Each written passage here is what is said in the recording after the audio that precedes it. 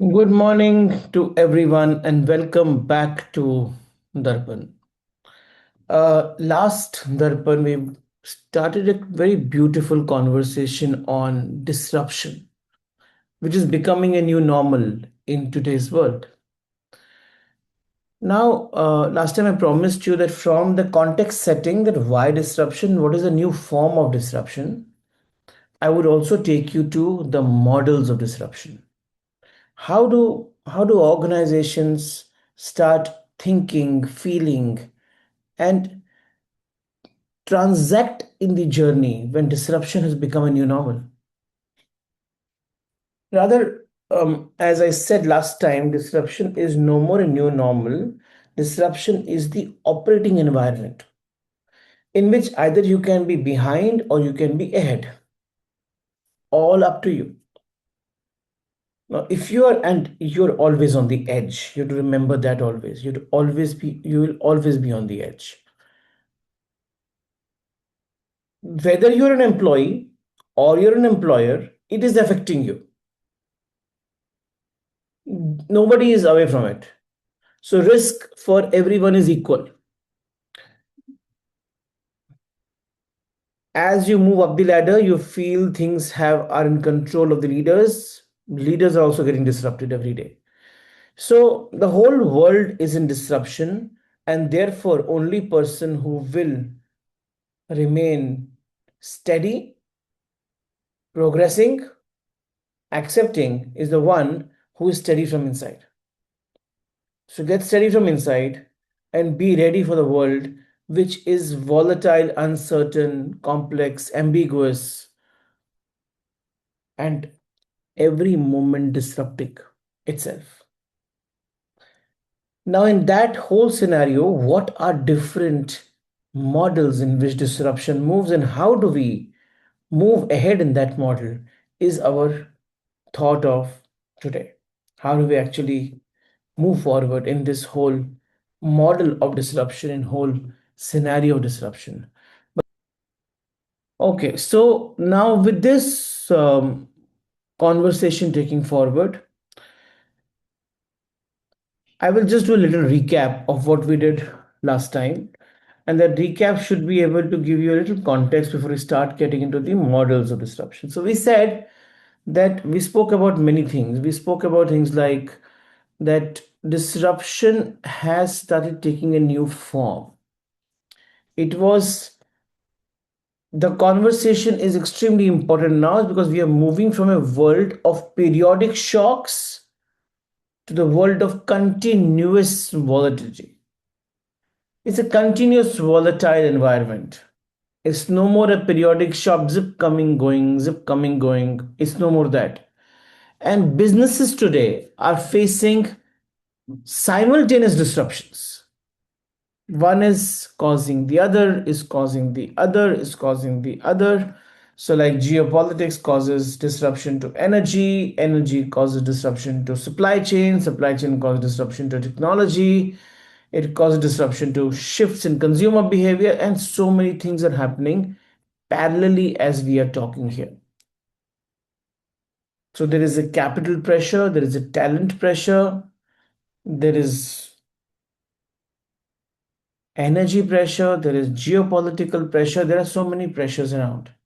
Now, when these things are your operating environment, disruption is no longer an event, it has become your backdrop.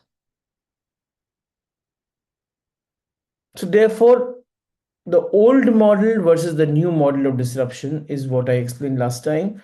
So, disruption was in the old model, it was occasional, it was localized, it was recoverable, maybe, and now it is recurring, it is interconnected, it is systemic. One triggers the second, third, and the such other ways it is affecting the orders of the industries today.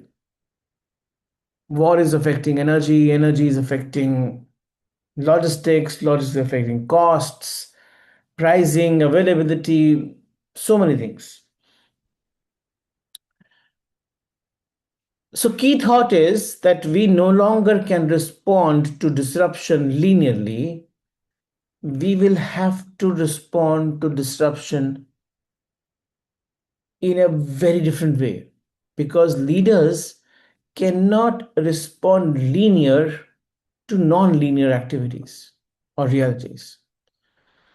So three big shifts every business must recognize. We spoke about the shift, from efficiency to resilience, prediction to preparedness, growth at any cost to adaptive growth, are the conversations that we had last time. And therefore, this causes a lot of disruptive activity inside the organization. Decision making cycles have become shorter. Leadership has anxiety. Leadership anxiety is growing faster than the crisis itself. Teams need clarity, not just communication. The new C of today is clarity and not communication. Functional silos, which were always a problem, are becoming more dangerous now. Execution discipline, which always had been the key, is becoming more valuable now. And that's where you have to understand that till the time you don't pause, perceive, prioritize, and proceed, the calm reality will not take birth.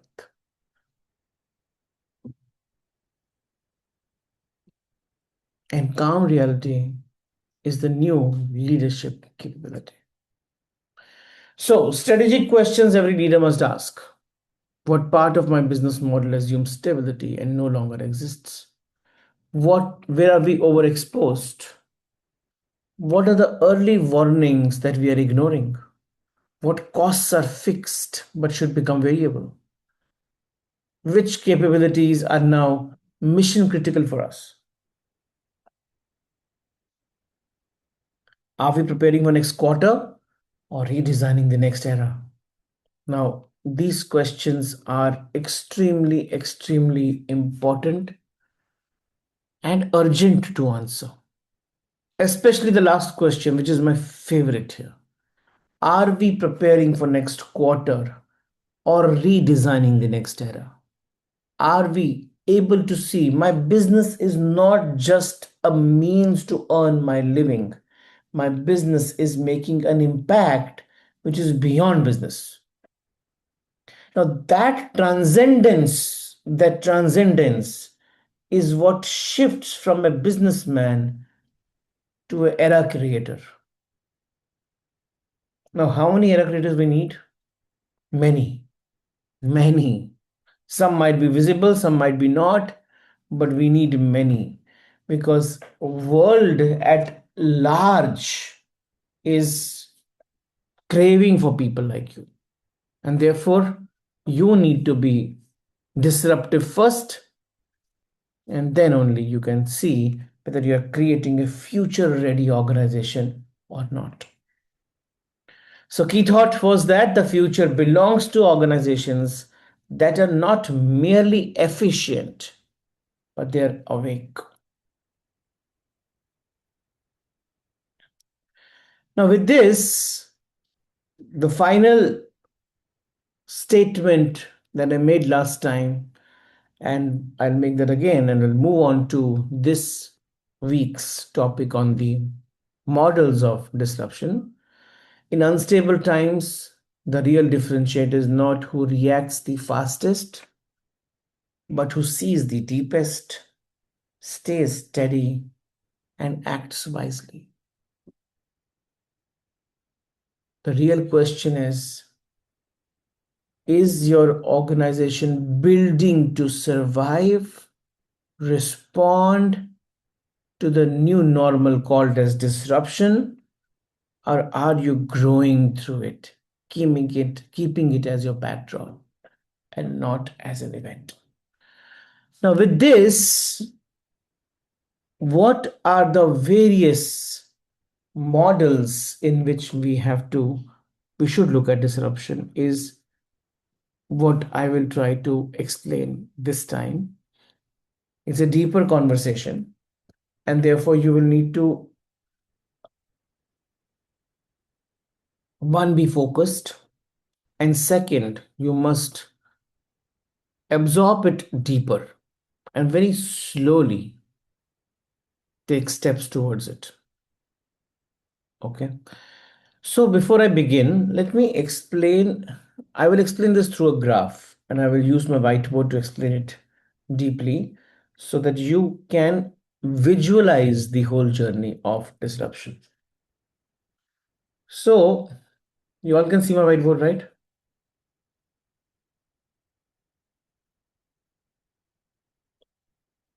Okay. Now, the first important point to understand in disruption is there are two axes in which we will have to imagine the capability building. Otherwise, we will not be able to relate to disruption. So let me explain first. So the first axis of disruption is called as the disruption posture. So one posture is, are we reactive, responding to external change? Or the second one is, are we generative? That is creating it within, creating change from within. Now, disruption posture,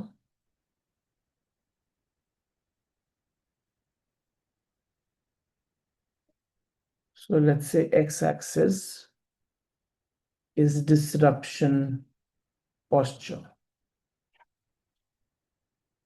It can be either be reactive or it can be generative.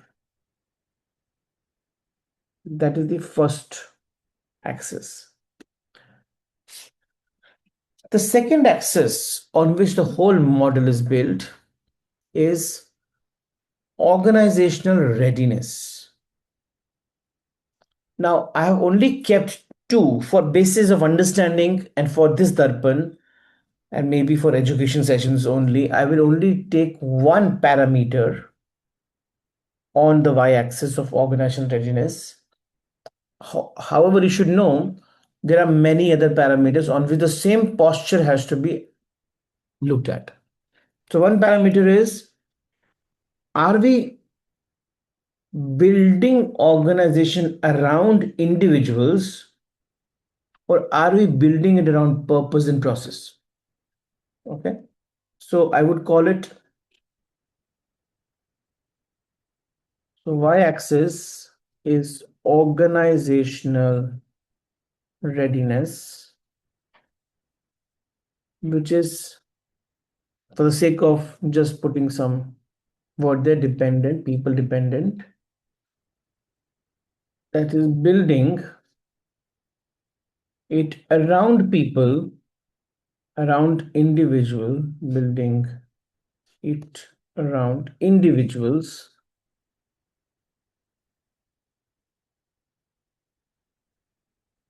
or are we system dependent?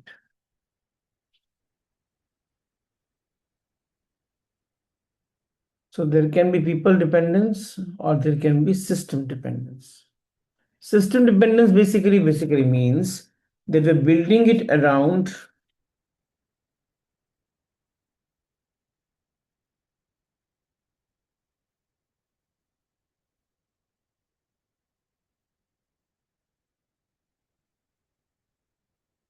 now.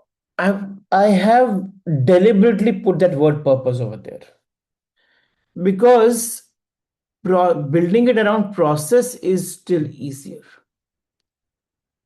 Building it around purpose and process is little difficult because taking both the things hand in hand is little dicey, because how do you ensure that purpose at the center of it while I'm building the processes around it?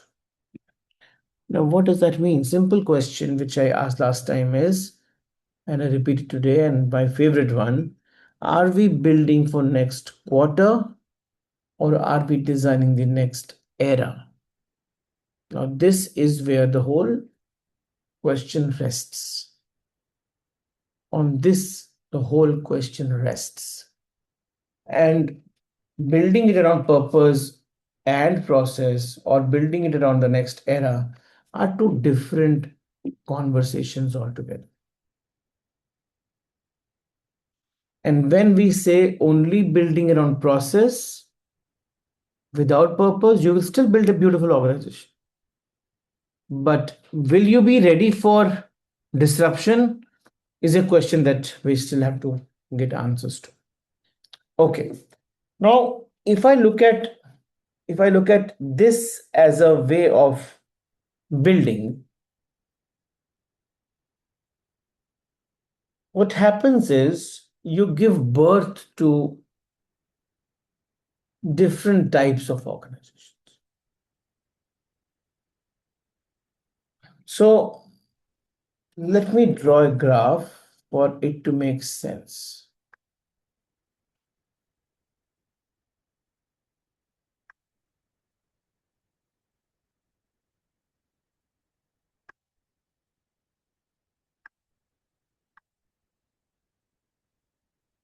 So x-axis, and then there is y-axis.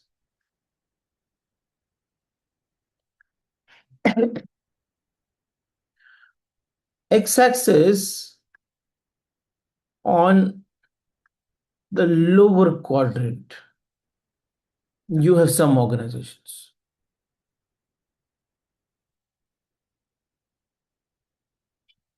What is this side of x-axis? X-axis is about disruption posture. So my disruption posture sits here.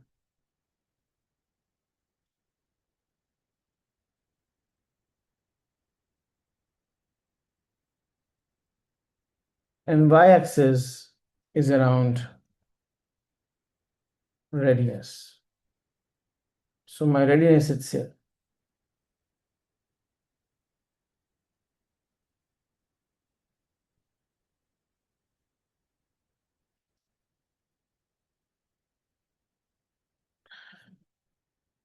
On one side, there is disruption posture. On the other side, there is readiness.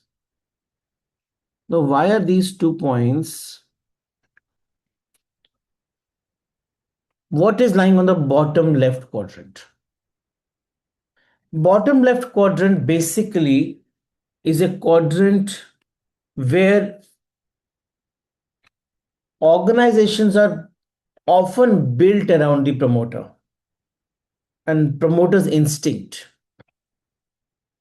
There is legacy confidence. Okay, we have been doing this thing for many years. I understand the market. I understand how this thing functions. People were not like this the way they are today. So there is a lot of legacy confidence and there is a lot of informal control. So processes are weak. Purpose is poorly articulated. Usually it is, but very poorly articulated. Market shifts are minimized until they become crisis. Till the time they don't become crisis, we don't look at it. They do not see disruption early because they assume that the old formula will continue to protect the organization.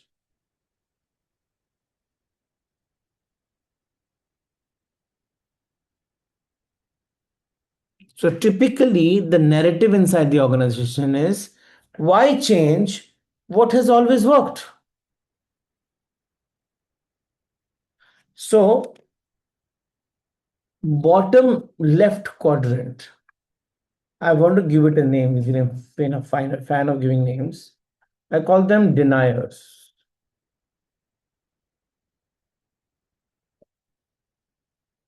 The narrative of deniers is, why change? That is narrative.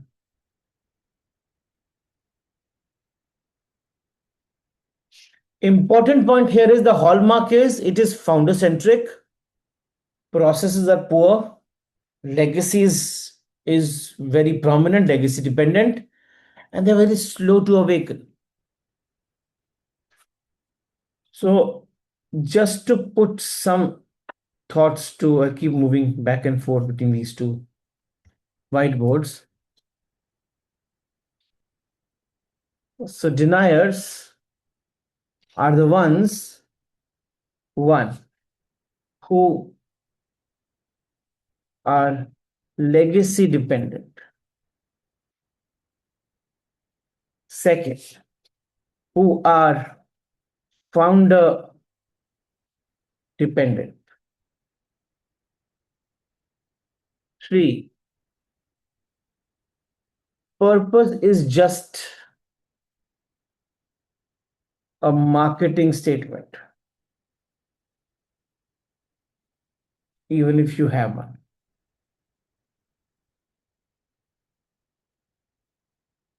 Fourth,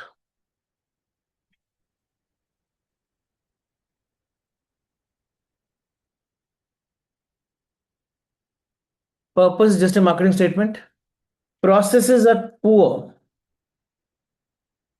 poorly designed.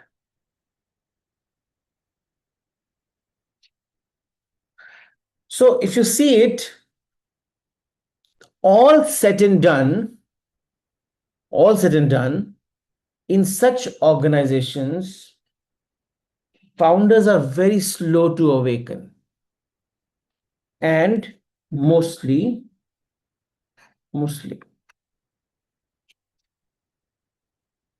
we don't even wish to respond till it becomes a crisis.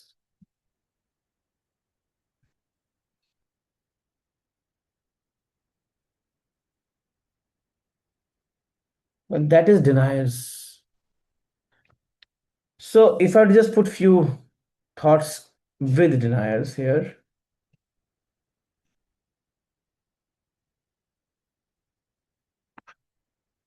the hallmarks of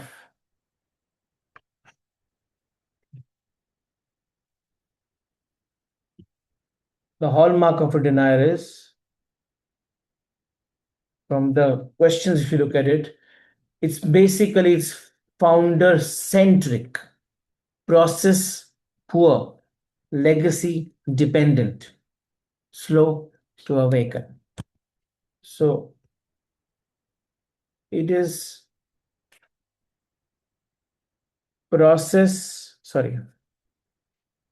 founder centric. What about process? Poor. Legacy dependent.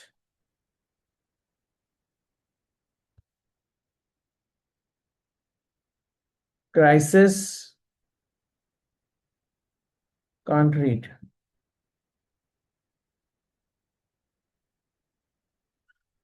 This is the hallmark of deniers.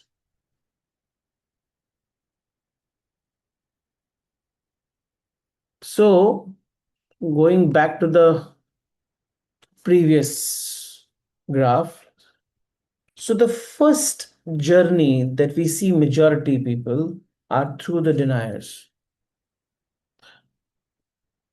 But there are deniers who are in that stage of the organization building where denying is also needed initially, when you have to still stabilize your business model.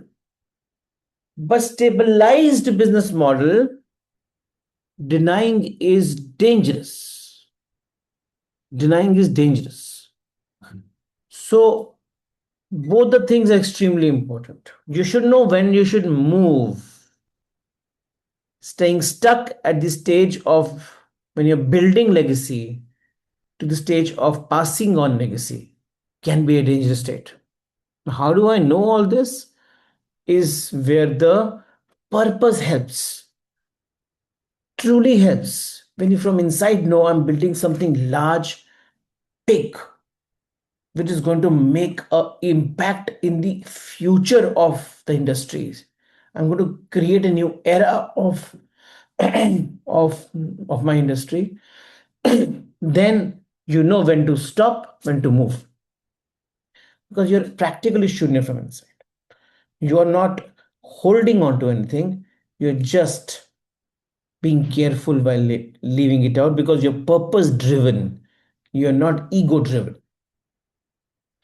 Okay, so that is the first quadrant that wanted to speak about. Now, examples of these companies.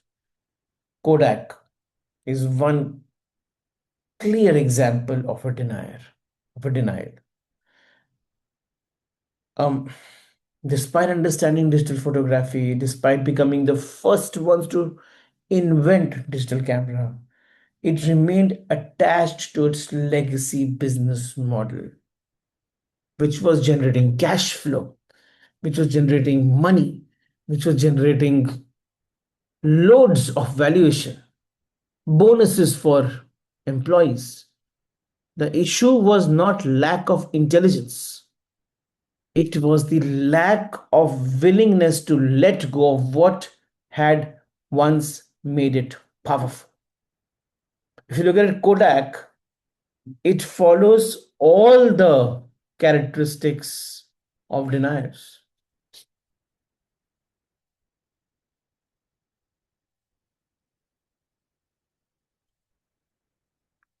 All of them. Look at this. Legacy dependent didn't want to let go of the film business, which made them the powerful force in the market. Founder dependent, purpose is just a marketing statement. We're talking about Kodak moments and all that stuff, but those moments will vanish away if you don't exist. That conversation was not being done. There was no thought around it. And they didn't respond to the crisis till the time it became emergency, and then there was no looking back. So dependence on legacy actually takes the whole journey to the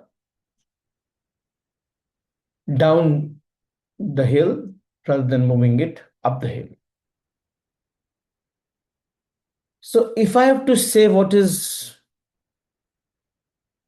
if you're not an, if you want to become a transorganization, the transorganization goal will be awaken the soul of the organization, because that's where the answers lie. I'm not giving you any answers from outside. You just have to awaken the soul and see it with clarity. Awaken the soul. And once you awaken the soul, you will see the clarity. So, important point here is, how do I move away from being a denier zone? I would say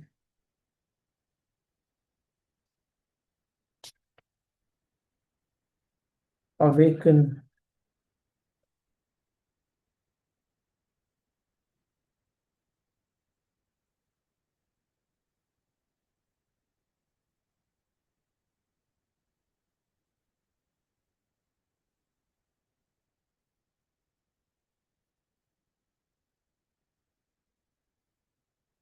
awaken the soul of the organization, and that's the end game, without which you can't move away from the first leg of deniers. You can't move away. So understood? So that is the first quadrant for us. That's the first quadrant. Bottom left. People dependence high, disruption posture reactive. And deeply reactive, not just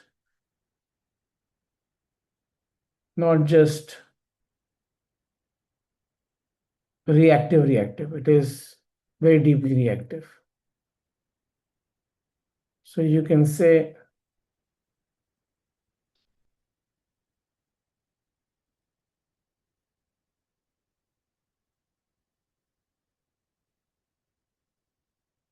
people dependence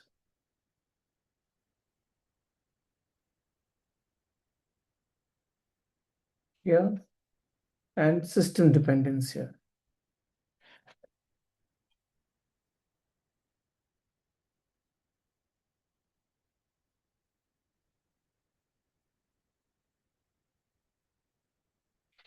That's the journey here. Here you are reactive,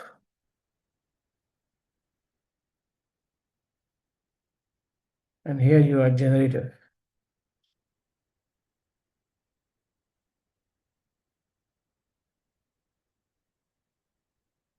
Let's look at another quadrant now. Now, what is the next quadrant of this thing? So the next quadrant is where we keep the pace, but we follow, but not lead. Okay. So we are still reactive, but now we are system driven. We're still reactive, but now we are system driven.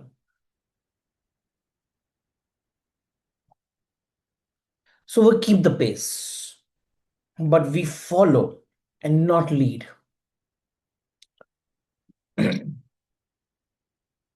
Now, this is the second model that usually people follow of disruption. So, one is who's denying, crisis makes them move, emergency makes them move. Second ones who are having their eyes open through system,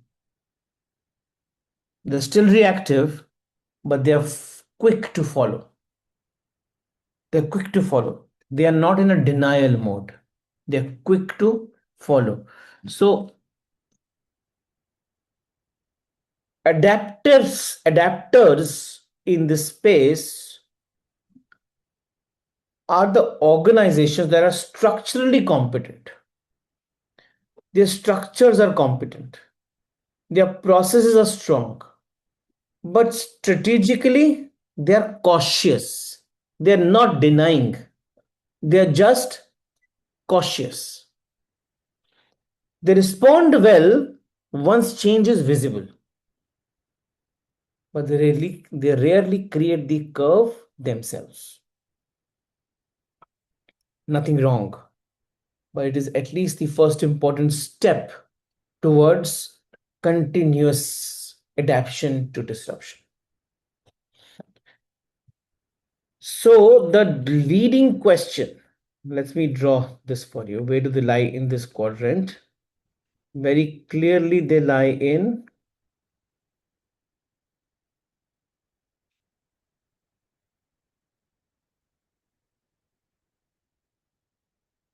here. So, I call them adapters, and the leading question is not like why change. The leading question is simple. They say, what is market telling us we must change? So, what is market telling us we must change?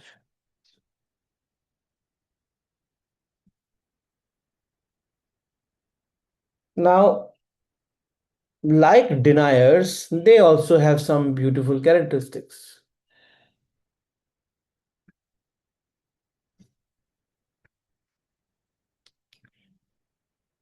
So, adapters. So, their questions are different, but their questions are also important. Their thought process is different, but they have some intelligent, very different way of looking at the world. So, as I said, these organizations are structurally competent. So, first important characteristic of adapter organization will be they are structurally competent.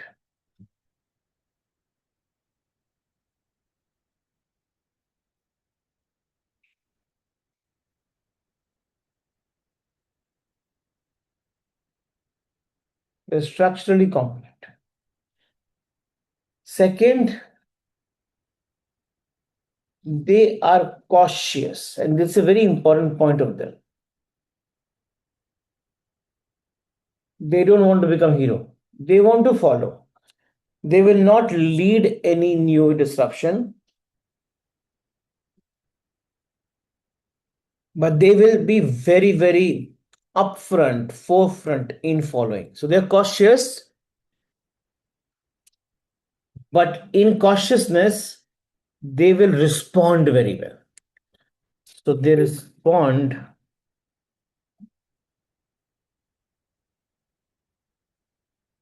very well when disruption is visible.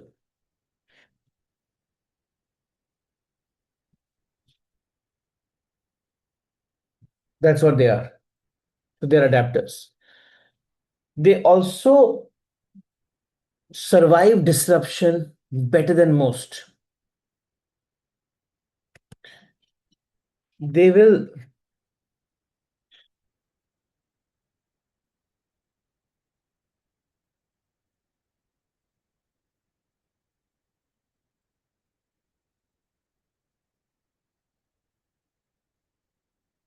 but will not gain a lot because of it. Why? Because they're not leading the game, they're just following the game. So, adapter organizations are very good, very stable, very nice. In my view, they are the ones who actually are very ready, and majority should be following in this. If not, none should be in denier, but you should know when to move out of denier. So, some disruptions are not for you, although they might be for your industry, but they're not designed for you right now. Well, either you're too small, you're just thinking, you're still stabilizing, so you're not looking at large growths. You're right now looking at stabilizing your operations, stabilizing your revenue streams, stabilizing your many things. So that is your stage right now. When and this stage can live for 1 year, 2 year, 3 year, and somebody for even 10 years. It does not, and maybe more. It does not matter, but what is important is to understand when you have moved out of it. Okay. So, denier to adapter is one journey. So, they're structurally competent, they are cautious, they respond well when disruption is visible. In terms of their hallmark, like I explained above, their hallmark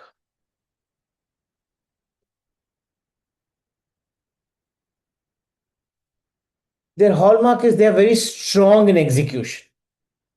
They have disciplined systems, but they have low strategic audacity. They're very strong in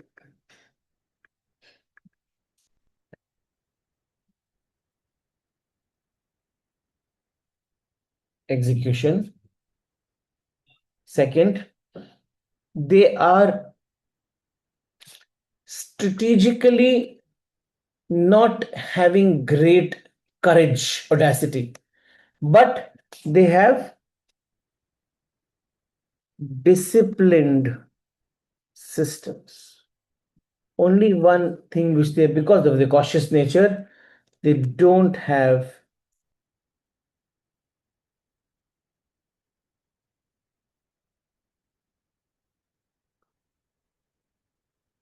audacity.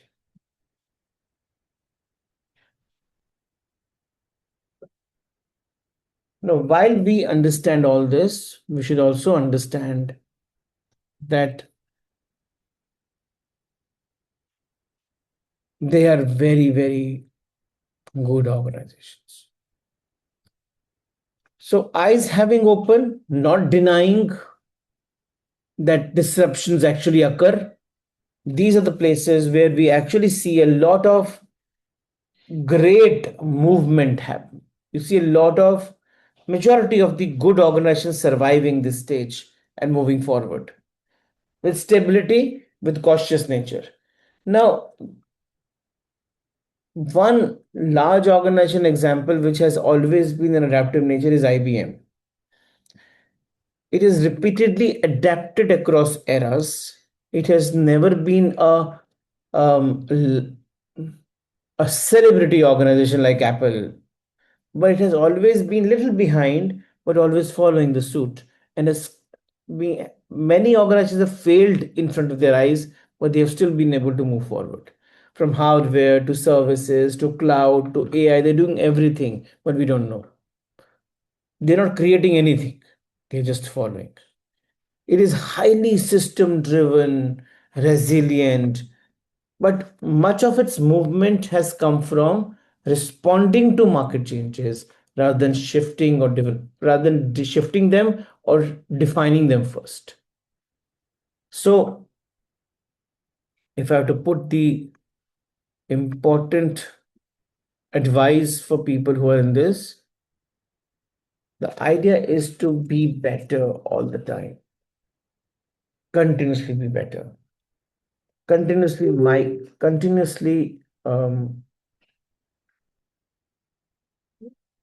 migrate to new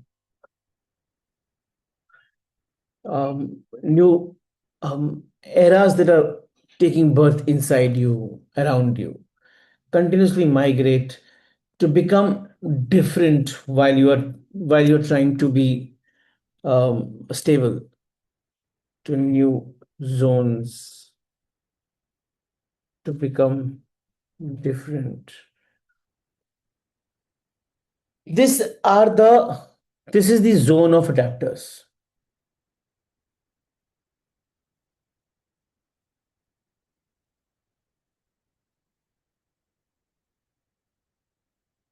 This zone of adapters. So, like you have deniers, you have adapters, and the this graph actually shows deniers are the ones who are people dependent, founder dependent, and reactive. Adapters are the ones who are system dependent but still reactive. But the reaction is proactive. The reaction is not waiting for emergency to happen like for deniers. Here, the reaction is proactive. And you will see organizations like IBM in it who have grown beautifully and very large. Okay.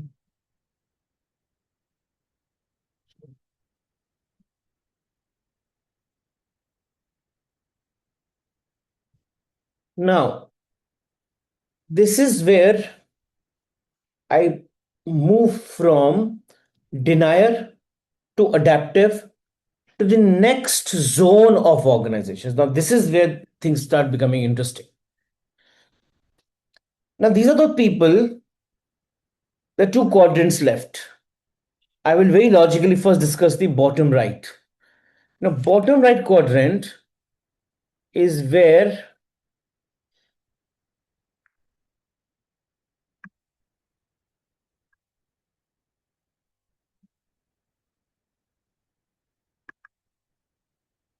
you have people dependence, founder dependence, low systems, but still generating disruption. These are the people I call as Mavericks.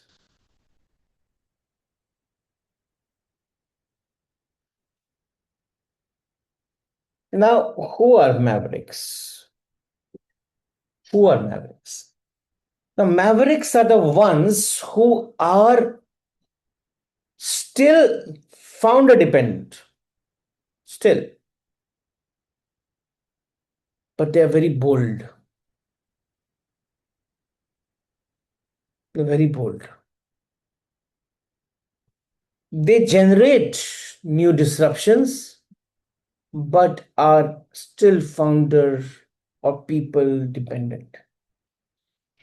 These organizations are full of ambition, speed, breakthrough ideas, but they remain overly dependent on a few individuals. They can create disruption in bursts, but struggle to sustain them institutionally. Their migration is ahead of their operating architecture. They move from A to B while the operating architecture is still at A and founder has moved to B. In this whole scenario, if founder stumbles, the system stumbles with it.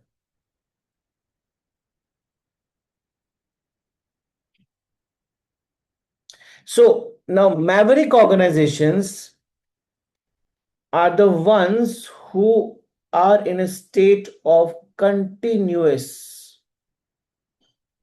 disruption, but through the energy, through the urja of the founder or few individuals in the organization. So just taking this journey founder forward. What is that one thing which Mavericks keep asking? They keep asking is what next?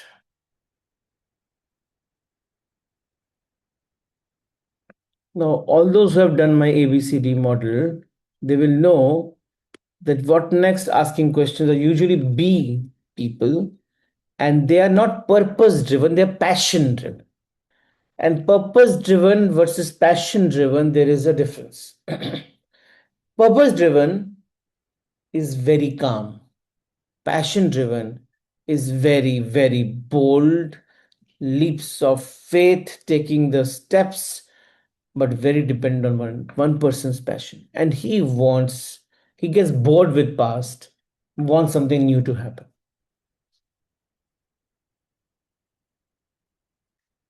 Now, organizations exist in the Maverick state also, large ones as well, very large ones as well. So, one such organization which actually faced a big, big trouble in US was WeWork. Bold, disruptive vision, reimagined the workspaces, and for a period generated enormous amount of market excitement, enormous. But the model was too dependent on founder energy, founder's narrative, founder's momentum. And without enough system, strength of the organization weakened. So, system strength is what actually supports the sustainable scale that weakened.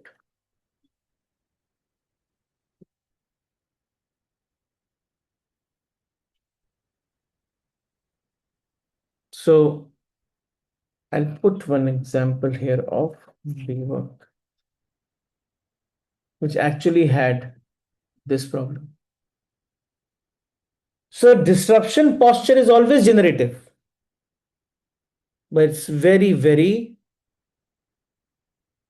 fragile on system institutionalization. Very fragile. Let me put the Mavericks in another form here. The Mavericks.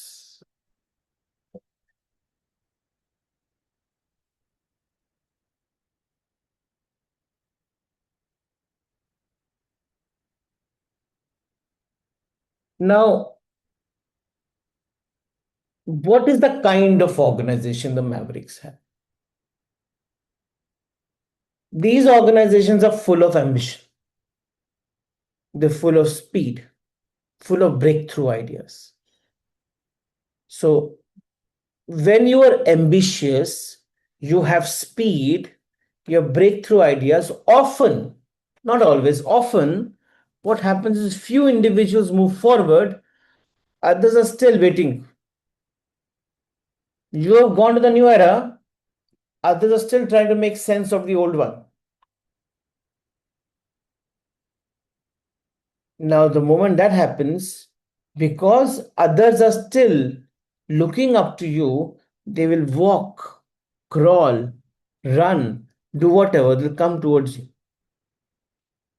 So it is not very purpose oriented, it is still individual oriented.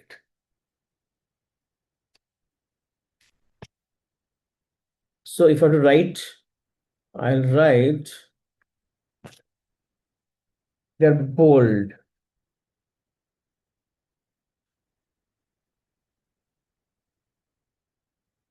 bold organizations.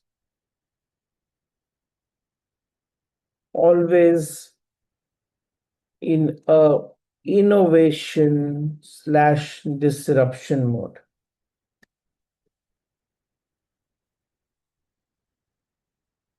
Always in innovation disruption mode.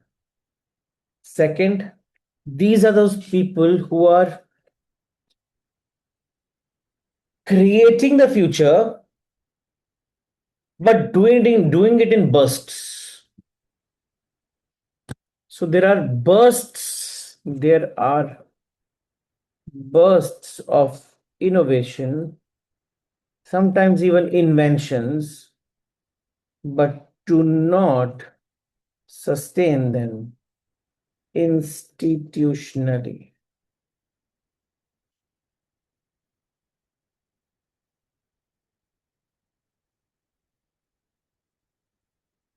But don't sustain them institutionally.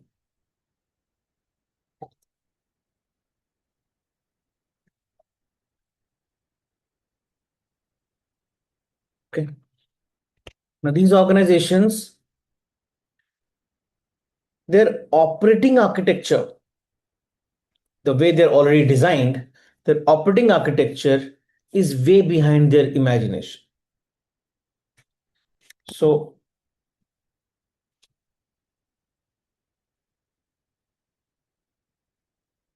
architecture is behind the imagination of the few individuals.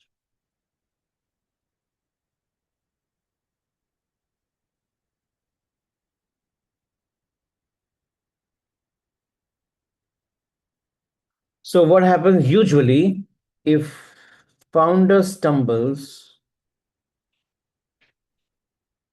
system stumbles? These are mavericks. Now, these mavericks have a hallmark, like everybody has. So, hallmark of mavericks.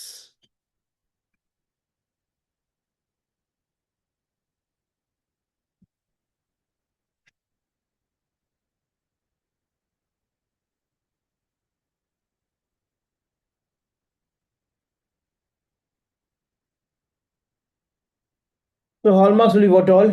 Hallmarks are high creativity, high energy, but low institutional depth.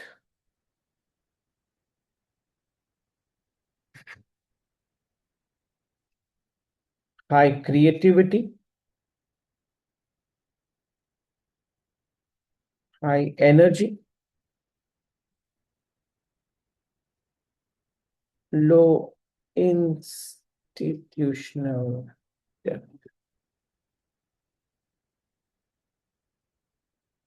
No, it's not bad. It's not bad if we are able to hold on to the institution, still you are ahead of disruptions or causing disruptions all the time.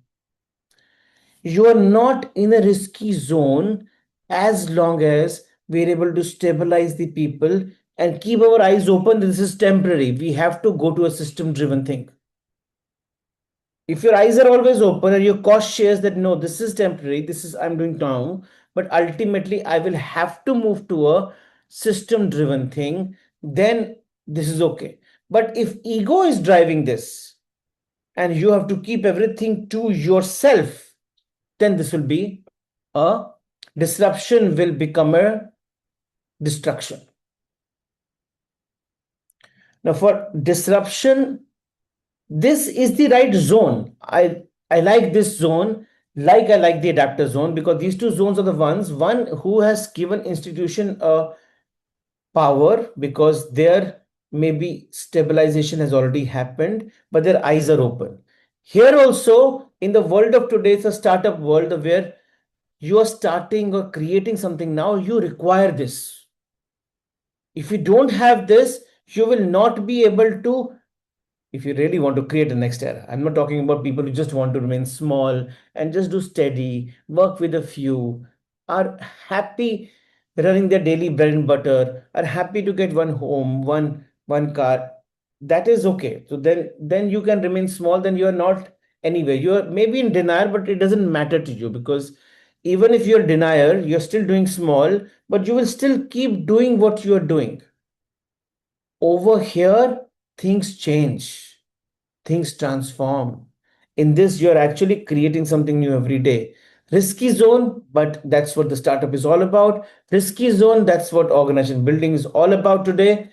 But this is the place where your eyes, if they are closed, you will die. If your eyes are open, you will evolve. And you will become the next big thing in the world. So, what is the transgression question? Systemize the genius. Beautiful. Just systemize the genius. Institutional. So while you're trying to disrupt, keep your eyes open, go back, get people with you, and now systemize the genius. Because that time, if it has come, not come, you will know.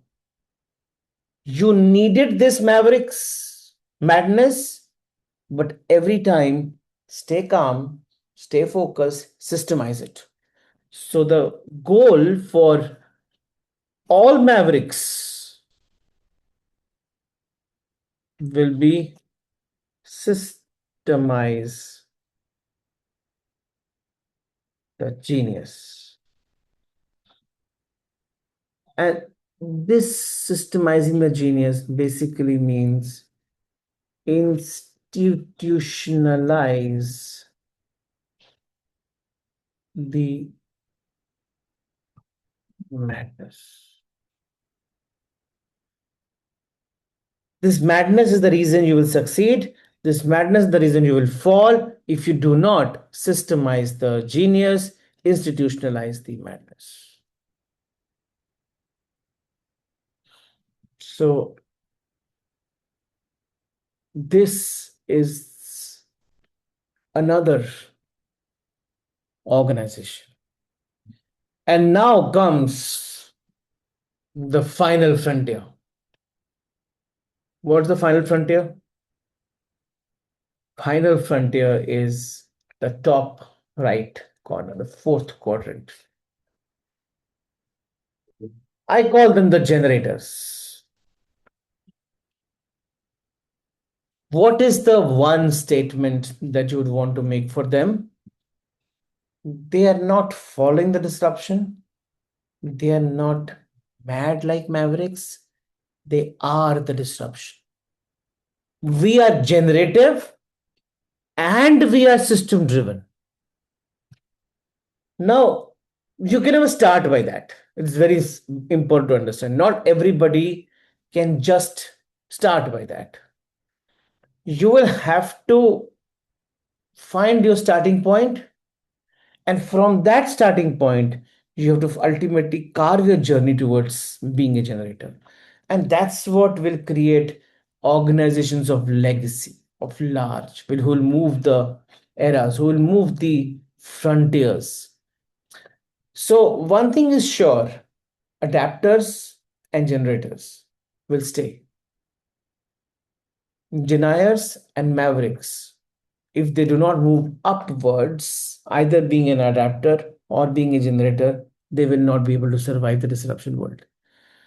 So, important point for us to understand here is that organizations who do not wait for change to happen in the world, who do not wait for disruption to happen in the world, are the ones who are most stable, and they will be the ones who will defining what you are eating tomorrow, what you are using tomorrow.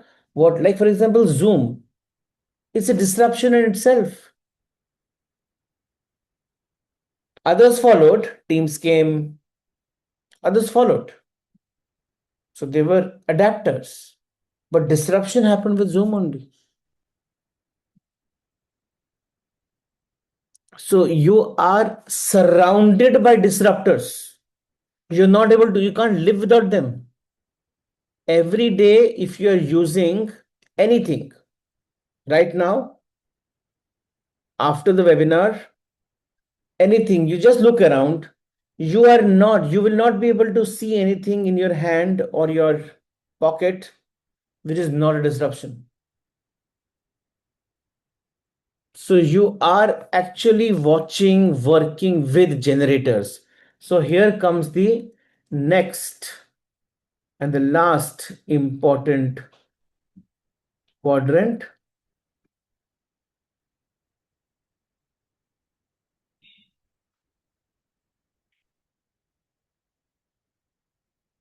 And this quadrant is the quadrant of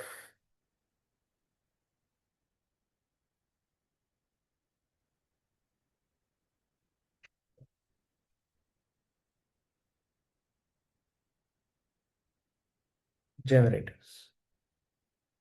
They are saying we are the disruption.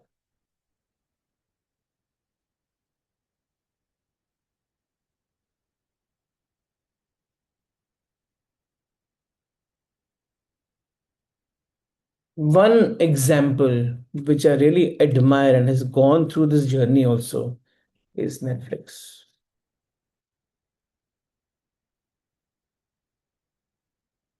Netflix actually is one of the most admirable generators. I could have written others also, which is like, for example, Google or OpenAI or ChatGPT or others. But Netflix is also one of those very beautiful organization who has been a long journey. OpenAI came now. Netflix is the one who has seen maybe all these quadrants, some way or the other. I'll do a simple journey of how Netflix moved here. But if you look at it,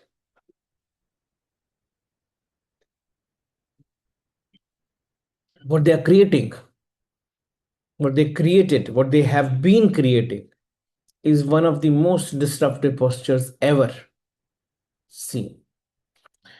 So, if I have to just summarize them again, how are the generators?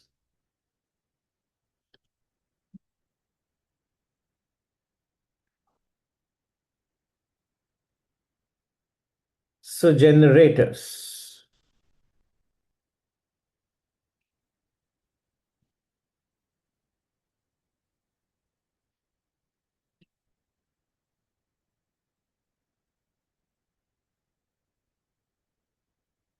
The generators are the ones, those organizations who do not wait for change. It's very obvious. Do not wait for change to force action. They build internal capacity to reinvent themselves continuously. It's never driven from outside. Disruption here is not an event, it is an institutional capability. They're anchored in purpose, enabled by process, and willing to challenge even their own success formula. So the question, like for example, they keep asking, how do I disrupt ourselves before someone else does? How do I do it? How do I? It's not like what Mavericks are saying. What next? They're not saying that. They're just calmly. They're calm, strong, bold, system-driven, institutionalized, and want to be ahead of the curve all the time. So these are the organizations who do not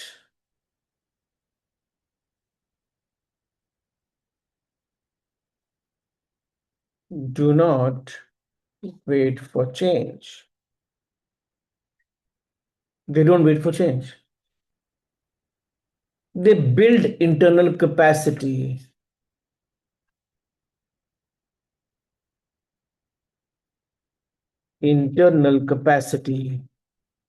to create and institutionalize change. So they're always in disruption mode. So they keep on reinventing themselves.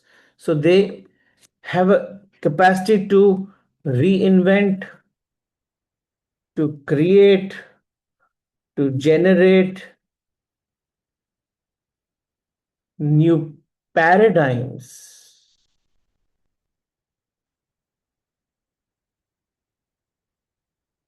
So generators are the ones who are the most important point is they're anchored in purpose very strongly, very strongly.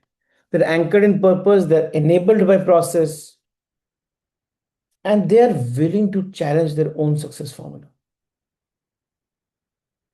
That is very important, which Kodak couldn't do, which maybe BlackBerry couldn't do.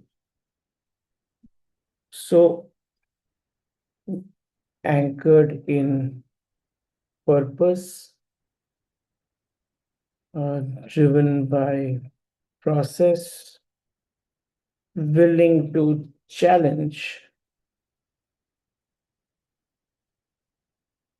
their own success formula. Not scared of change, always ready. And most important here is steady from inside.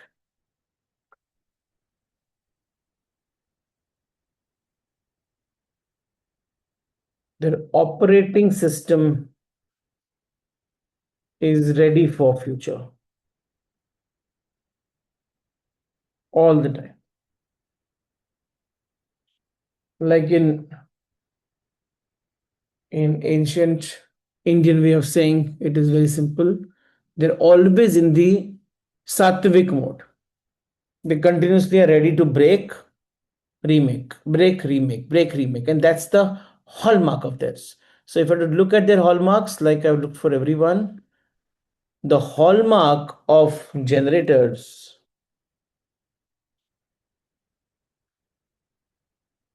So what are the hallmarks of generators? Like I explained above, they're strategic courage. Like adapters didn't have, they have the strategic courage. They have systemized innovation. They have repeatable reinvention.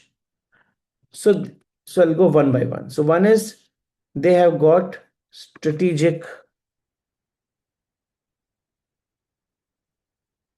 courage. Mavericks also have strategic courage.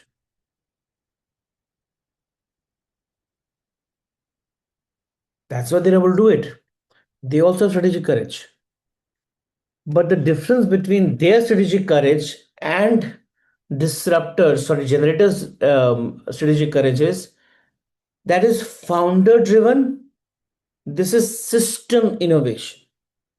So this innovation or invention is systemized.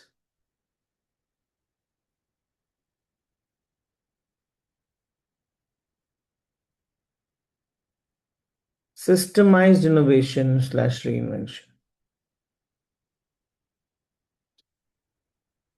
Systemized innovation, reinvention. So that is the hallmark of generators. Another thing which is not in adapters, it also exists in Mavericks, but it is very again personal and individual driven. It is repeatable reinvention.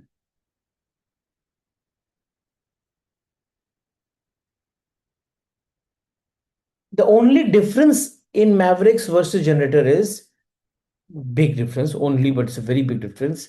While in Maverick, a few set of individuals move forward, others are still waiting.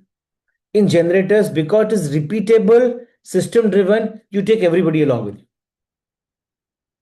And that's what changes the whole thing. And therefore,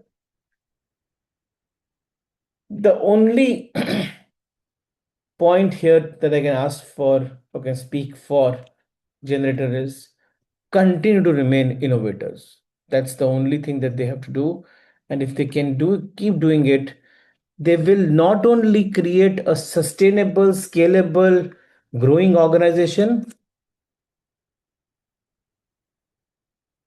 they will also move the world.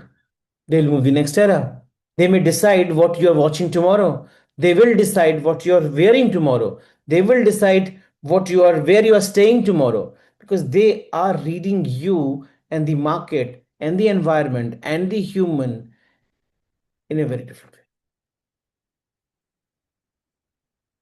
Very different way. Why I said remain innovators and compassionate and egoless is because even if you remain innovators and if you get ego of it, you will fall. And companies like Netflix will fall faster than a denier, because you're already in a state where you have created a huge expectation around you. And one expectation loss,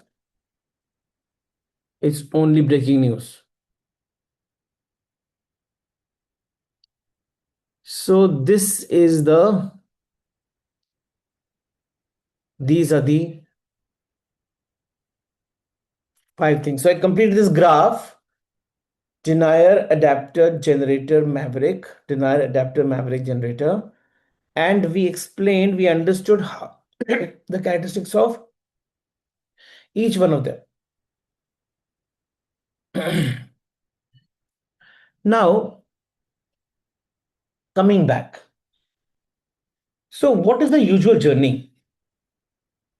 So, one powerful insight while I was speaking all this, the real journey is of an organization is not from small to big. The real journey is from denier to generator, or a deeper, like we speak in transaction language, can be from dependence on instinct to dependence on system to integration of vision and system to institutionalizing reinvention. So the real journey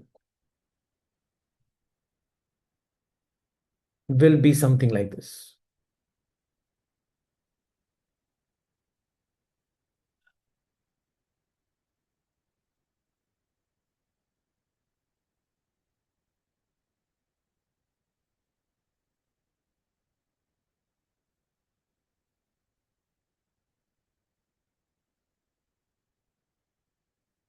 The real journey will be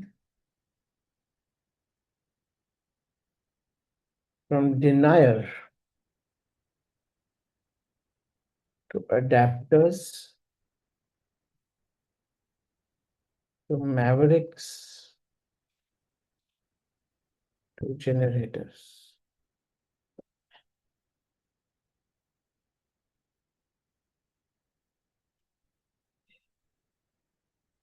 And this is a journey of from instinct to institutionalization, from instinct to institutionalizing instinct, or to creating large scale disruptions with individual energy. But ultimately, the destination is leading the disruption. So, movement can be from, for example, from can the movement be from here to here? Sorry, 1 second.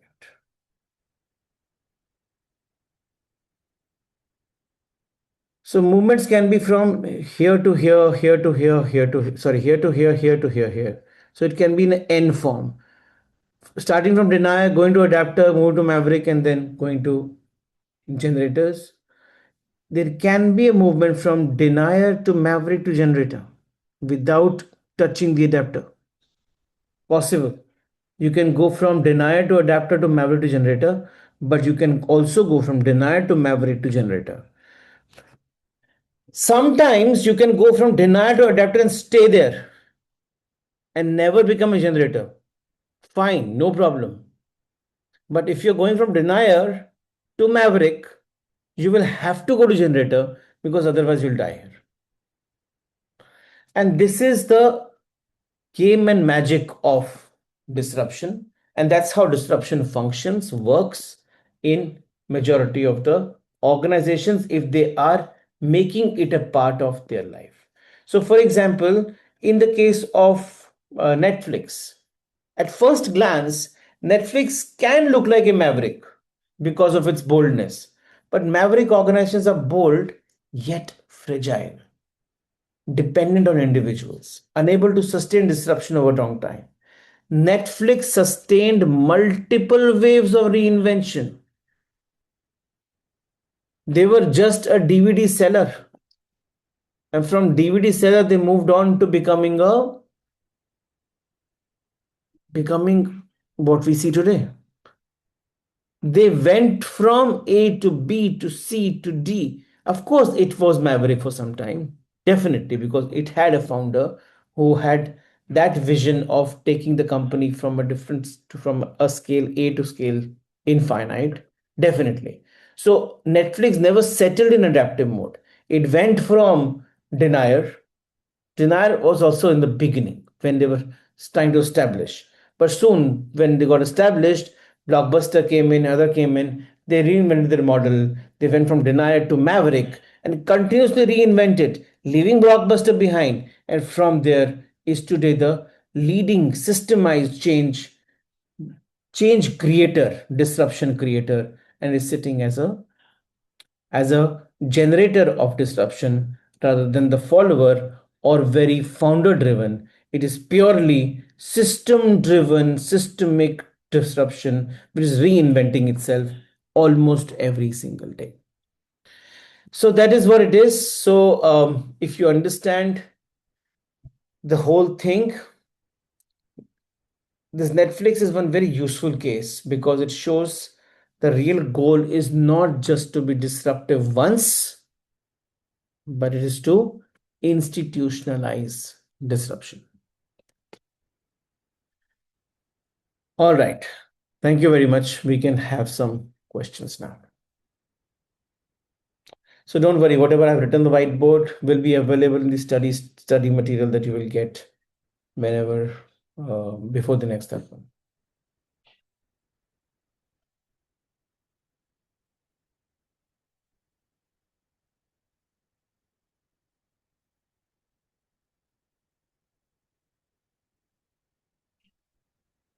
Yes, Anuj.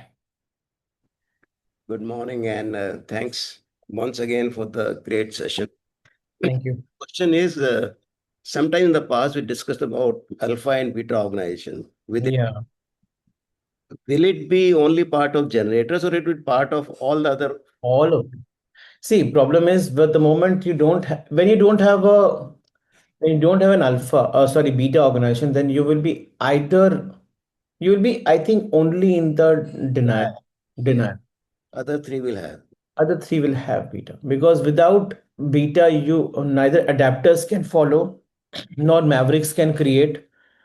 The only difference will be between Mavericks and generators will be Mavericks will be very people driven beta, and generator is a system driven beta. But I feel the generators will have the most dynamic alpha and beta Yeah, compared to it's like Google creating innovations every day. Google or Amazon. Yeah. All of them. Yeah. So, thanks. Thank you.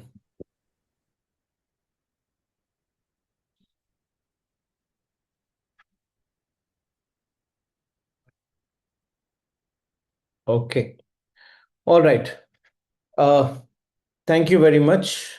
Thank you very much on for coming in here. We'll meet you next time. Next Darpan, I will explain a execution model. That how do you execute? What is the nuance of execution in the world of today? So that execution model will become a kind of a cornerstone for everything that you do because ज्ञान तो आज बहुत available है दर्पण में I'm speaking to you, but you go to more outside and then there are 1,000 people talking. Go to YouTube, 1,000 people talking. You want to ask a question, go ask to ChatGPT. They'll give you the answer, or Claude, give you the answer, or Grok will give you the answer. You have n number of people around, but n number of AI around. But the real thing is, how do I implement? And implementation will become the key. And what is the execution model is what I will explain in the next session. We as transformations have now mastered that thought. We understand that execution is the only key. We understand implementation is the only key. And that's where we also evolved over a period of time from pure education to heavy execution. We are purely executors now. And when you are executors, you will be able to drive, create, and build disruptions in organizations. And that's where the model of transformation also evolved from what it was. And that's where we also redefined our tagline from from enlightened business practices to Sathi, Sarthi, Sakshi. So we are your Sathi first, and that's where Darpan session is coming from the Sathi mindset.